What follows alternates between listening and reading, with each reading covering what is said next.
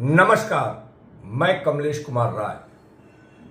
20 जुलाई को प्रयागराज में मुख्यमंत्री योगी आदित्यनाथ की समीक्षा बैठक के दौरान सर्किट हाउस में विद्युत आपूर्ति बाधित हुई। इस विद्युत व्यवधान को लेकर मुख्यमंत्री योगी के द्वारा नाराजगी भी व्यक्त की गई, लेकिन मुख्यमंत्री की नाराजगी के बावजूद प्रबंधन के द्वारा समीक्षा बैठक के दौरान बाधित विद्युत व्यवस्था के लिए किसी भी अधिकारी के विरुद्ध कोई कठोर कार्रवाई नहीं की गई। उपभोक्ता मंच को जमीनी तहकीकात के बाद तमाम ऐसे साक्ष्य की जानकारी हुई है जो चौंकाने वाले हैं। सबसे खास बात तो यह है कि प्रयागराज के मुख्य अभियंता वीके सिंह के द्वारा मुख्यमंत्री की समीक्षा बैठक के दौरान किसी भी तरीके का कोई एहतियात नहीं बरता गया।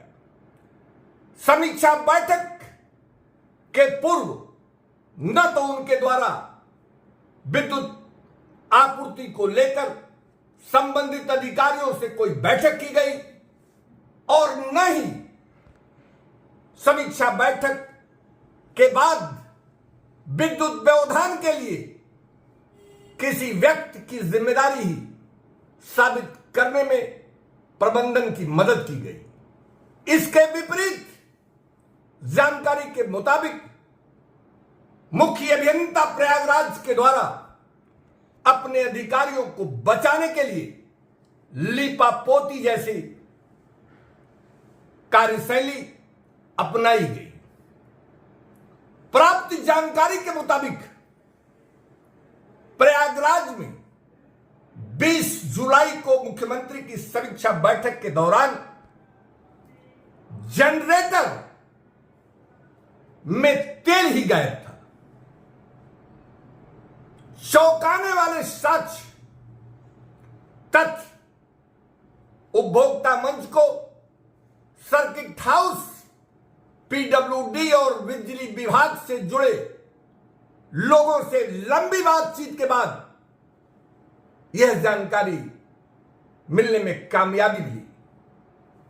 बताया जाता है कि विद्युत विभाग के एसडीओ अधिशासी अभियंता के द्वारा जनरेटर में तेल नहीं है, इसकी पूर्व से जानकारी थी। बावजूद इसके पीडब्ल्यूडी की जिम्मेदारी मानकर अधिकारियों के द्वारा इस पर ध्यान नहीं दिया गया और इसी की वजह रही कि समीक्षा बैठक शुरू होने के साथ ही लोड बढ़ने पर खपत होने के बाद जो भी थोड़ी बड़ी मात्रा में तेल जनरेटर में था वह खत्म होने लगा और इसी के चलते 2 से 3 बार विद्युत आपूर्ति डिप की और बाद में तेल खत्म हो जाने के बाद जनरेटर बैठ गया। बताया जाता है कि जनरेटर बैठने के बाद पब्लिक फीडर पर हड़बड़ी में पूरी विद्युत आपूर्ति ली गई। सूत्रों से मिल रही जानकारी के मुताबिक प्रयागराज सर्किट हाउस में विद्युत आपूर्ति के लिए 2 फीडर, एक इंडिपेंडेंट फीडर और एक पब्लिक फीडर से आपूर्ति चलाई जाती है। सामान्य तौर पर मुख्यमंत्री जैसे वीवीआईपी के कार्यक्रमों के दौरान इंडिपेंडेंट फीडर से ही विद्युत आपूर्ति दी जाती है, लेकिन मिल रही जानकारी के मुताबिक इंडिपेंडेंट फीडर पर लगा एक ट्रांसफार्मर पिछले कई दिनों से गड़बड़ था। तकनीकी खराबी की जानकारी पीडब्ल्यूडी के अधिकारियों के द्वारा विद्युत विभाग के एसडीओ और अधिशासी अभियंता को दिए जाने के बावजूद उसे ठीक कराने की जहमत विद्युत विभाग के अधिकारियों के द्वारा नहीं उठाई गई और इसी के चलते पब्लिक फीडर पर जनरेटर बैठने के बाद विद्युत आपूर्ति देने का काम किया गया। संयोग था कि पब्लिक फीडर ट्रिप नहीं किया और किसी तरीके से मुख्यमंत्री की समीक्षा बैठक संपन्न हो गई। खास बात यह भी है कि प्रबंधन में बैठे ओहदेदारों के जानकारी में आने के बाद भी किसी डायरेक्टर रैंक के अधिकारी को शिकायत की जांच करने के लिए भेजने के बजाय एक मुख्य अभियंता को जांच कराने के लिए भेजा गया और लीपापोती का कार्यक्रम यहीं से शुरू हो गया। प्रयागराज के मुख्य अभियंता के द्वारा जांच को प्रभावित करने की पूरी कोशिशें लगातार की जाती रही। किसी अधिकारी के खिलाफ कार्रवाई करने के बजाय पूरी समस्या के लिए पीडब्ल्यूडी के अधिकारियों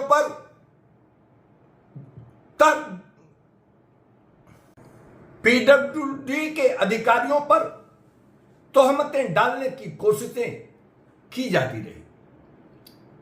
डिस्काम से भेजे गए जांच अधिकारी के द्वारा आखिर जमीनी साक्ष्यों को किन परिस्थितियों में नजरअंदाज किया गया।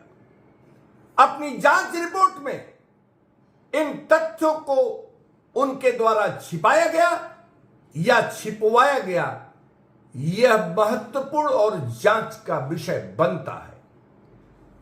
उपभोक्ता मंच के द्वारा लगातार इस गंभीर विषय को उठाए जाने के बाद डिस्काम प्रबंधन के द्वारा जूनियर इंजीनियर और एसडीओ को आजमगढ़ जोन के लिए स्थानांतरित कर दिया गया।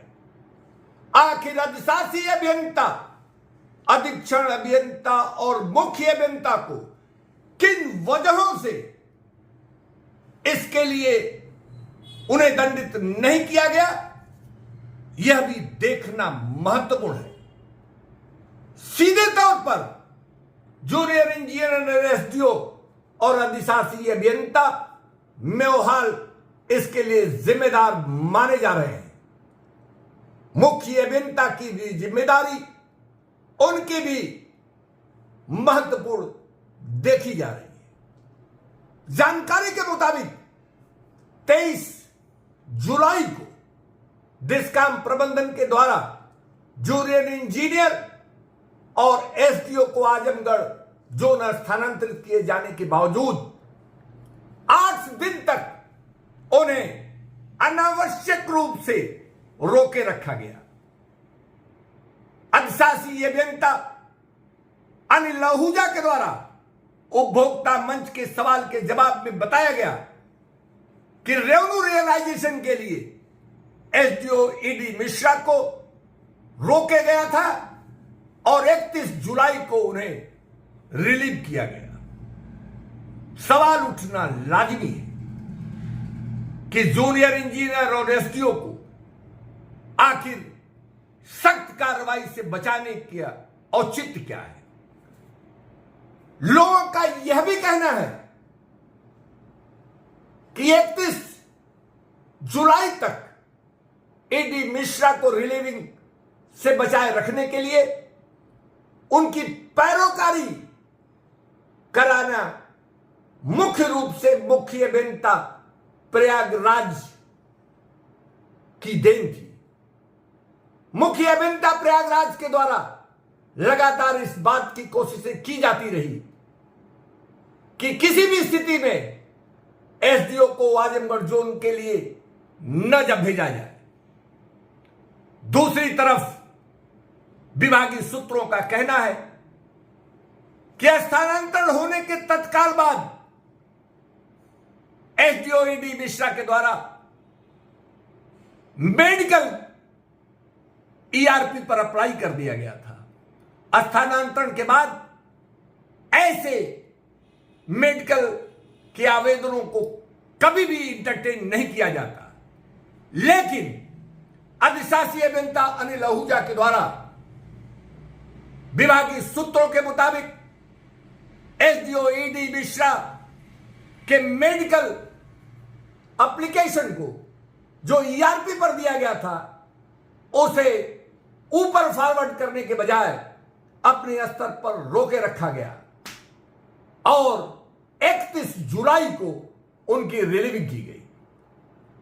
कुल मिलाकर पूर्वांचल डिस्काम के द्वारा मुख्यमंत्री की समीक्षा बैठक के दौरान जिम्मेदार अधिकारियों के विरुद्ध सख्त कार्रवाई न करने के पीछे कौन सी खास वजह है, यह देखना होगा। अभी भी यह सवाल बना हुआ है कि मुख्य अभियंता वीके सिंह के खिलाफ इस पूरे मामले की गंभीरता को देखते हुए कार्रवाई न करना भी डिस्काम की असफलता और कार्यशैली को दिखाता है। उपभोक्ता मंच के लिए आज बस इतना ही। नमस्कार।